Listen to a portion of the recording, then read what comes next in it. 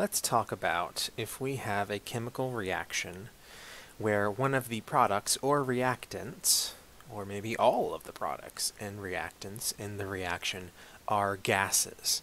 If we're going to try and do stoichiometry with these kinds of reactions, the kind of stoichiometry we did in the previous chapters is not going to work very well, namely because all the stoichiometry we've done up to this point was either solution stoichiometry, so we had our reactants and products dissolved in water, or it was just, I guess what you could call normal, so to speak, stoichiometry, where you just have solids, maybe. You just have this much of this material, and it turns into this much of this other material, and all you're looking for is just the mass and the number of moles. That's the only thing you're going back and forth between, is mass and moles. When you're doing stoichiometry with gases, technically you could do it that way as well, because you can talk about the mass of an amount of gas and the number of moles of an amount of gas. But oftentimes when we're dealing with gases, we don't want to work with the gas based on the mass of a gas, because it's not the easiest thing to do, to weigh an amount of gas. So instead, what we often do is we will use liters of a gas to talk about how much gas we have. So we can specify a volume of a gas at a certain pressure and temperature, and use that to then work out the number of moles of gas that we have using the ideal gas law. So if we just do a little bit of rearranging here with the ideal gas law, we can work out the number of moles of gas in a sample if we know enough of the rest of the stuff there. And we can do a similar thing here for trying to find the volume. So maybe what we're trying to find at the end of a stoichiometry problem is what volume of gas would you need for a reaction to occur. If you can work out all the rest of this stuff, so work out the temperature and the pressure, which usually is going to be given to you, and you would have to figure out how many moles of gas are produced by the reaction, then you can plug those in here and solve for the volume of a gas that is produced by some reaction. So it's going to look very similar to what we've done before when we do this. So this was the normal stoichiometry, so to speak, that we've done in previous chapters, where we use the molar mass of whatever material A is to figure out how many moles of that we have, and then we use the balanced chemical equation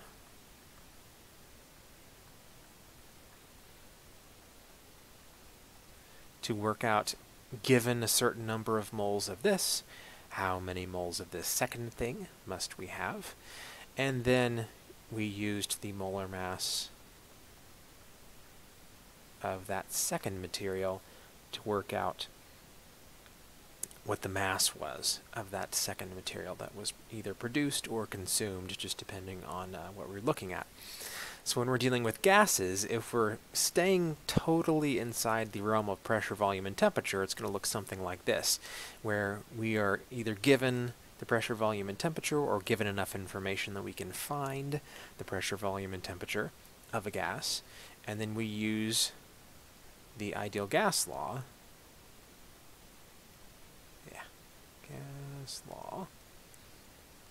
to work out how many moles of gas that we have.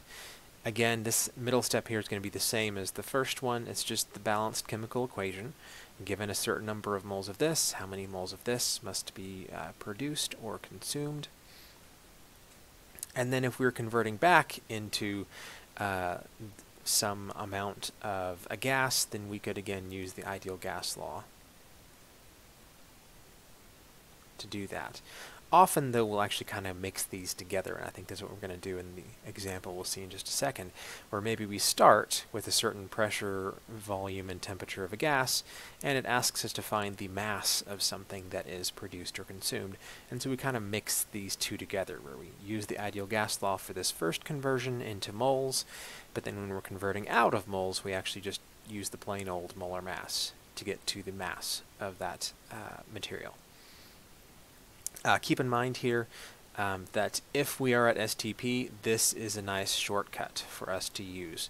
Instead of having to use the ideal gas law, if we know we're at STP, we can just substitute this in for a conversion from volume to moles. But it only works at STP. So in our first example here, we are told methanol can be synthesized by this reaction. What volume in liters of hydrogen gas at a temperature of 355 Kelvin and a pressure of 738 millimeters of mercury do we need to synthesize 35.7 grams of methanol? So go ahead and take a minute, pause the video, see if you can work this out on your own, and then come back and we will work it through together. Alright, so as usual, the first thing I want to do is I'm going to convert that out of millimeters of mercury. If you remember, anytime we're converting out of millimeters of mercury into atmospheres, which is what we want, we're just going to divide that by 760.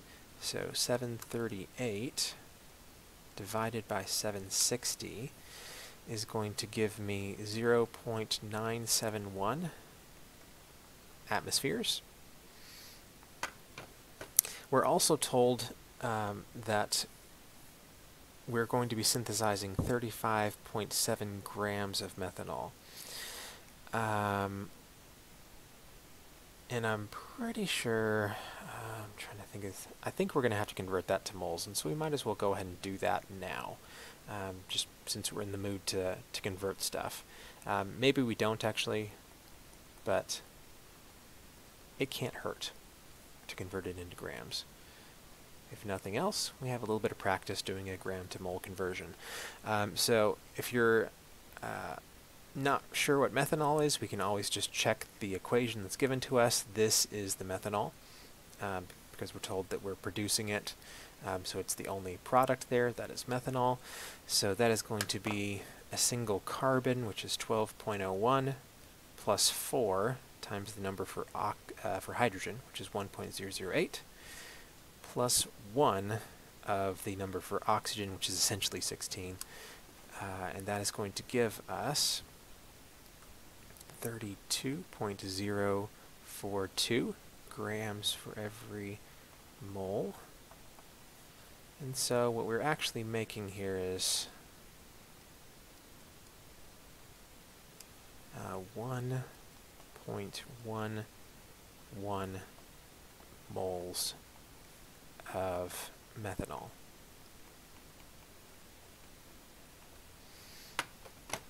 Alright, so let's think about what we're asked to find here. We're asked to figure out what volume in liters of hydrogen gas do we need to make this much methanol. So we're trying to get from a number of moles of something to a number of liters of something, because that's the volume here, is the number of liters. And so we are actually kind of mixing the two together here. I actually did the first step there already, converting from the mass of something into the number of moles. So we've already done this first step. So we're going from the number of moles to the number of moles of the second thing, which is oxygen, if I remember correctly. No, not oxygen, hydrogen.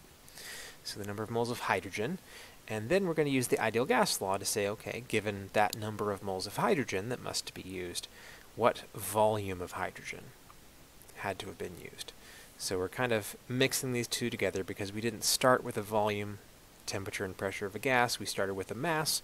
We're starting up here, but it's perfectly fine for us to cross over here from number of moles to number of moles, and then get the pressure, volume, and temperature. So we have 1.11 moles of methanol.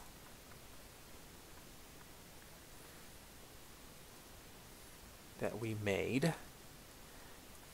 And the balanced chemical equation tells us that for every one of those moles of methanol, we had to use up 2 moles of H2. Again, we're just using the coefficients here. So it's 2 and 1. If there's nothing there, then we just assume it's 1. So for every 1 mole of methanol, we used up 2 moles of hydrogen, which means that we had to have used up 2.22 moles of H2. And so now, if we're going to find the volume of gas that would occupy, we're going to use the ideal gas law to go from number of moles to pressure, volume, or temperature of that gas. So we're trying to find volume, so we're going to divide both sides by the pressure, so that pressure goes away. And so what we'll be left with here is the number of moles, 2.22, times R, 0.08206. Liter atmospheres per mole K, but I don't have space here to write that in. You just have to trust me that the units work out. 355 K is the temperature, and then the pressure, we are told, actually no, we calculated that. It was 0.971.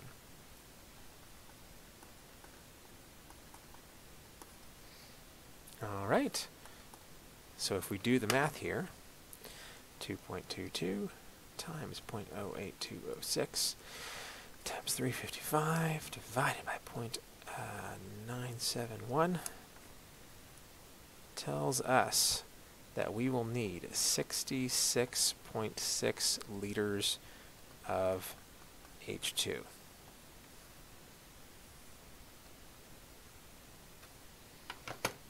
Okay, it's a decent bit of hydrogen gas to make a relatively small amount of methanol, actually.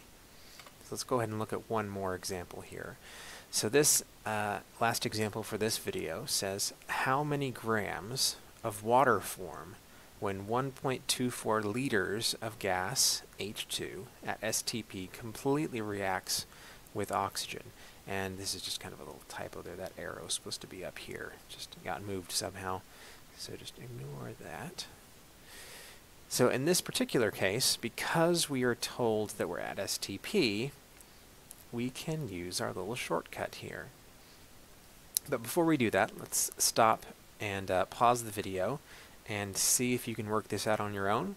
And when you're finished, come back.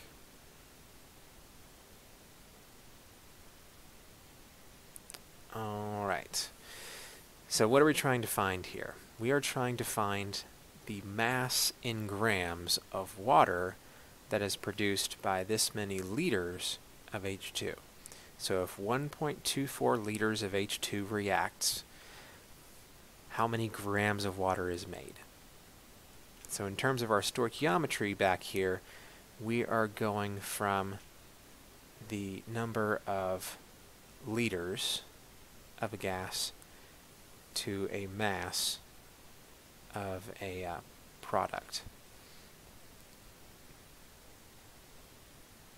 So it's kind of the opposite of what we did in the last example. So we are going to start here by putting our 1.24 liters of H2. It's our starting material. And based on our little pathway here, we need to use the ideal gas law to figure out how many moles of that gas we have. But if you remember, since we're at STP, we have a little shortcut. Technically, we could still use the ideal gas law, just a little extra work. But because of our little shortcut, we know that 22.4 liters of H2 is the same as 1 mole of H2 at STP.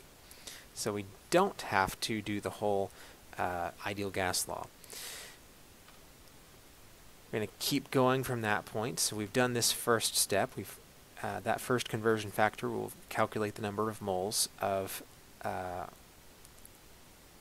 oxygen, if I remember correctly. No, sorry. Keep getting them mixed up. Hydrogen. We're trying to figure out how much water is made. And so we are going to use the balanced chemical equation to do the mole-to-mole conversion. So the balanced chemical equation tells us for every 2 moles of H2, we will make 2 moles of water. And so then the last thing we need here is, now that we've found the number of moles of water, we'll just use the molar mass of water to work out what the mass will be. And so for every 1 mole of water, there is 18.02 grams. of water. And if we do that conversion, 1.24 divided by 22.4 times 2 divided by 2, that's not going to change the math, times 18.02, we will make almost 1 gram. Actually, with proper rounding, that would be 998 grams of water.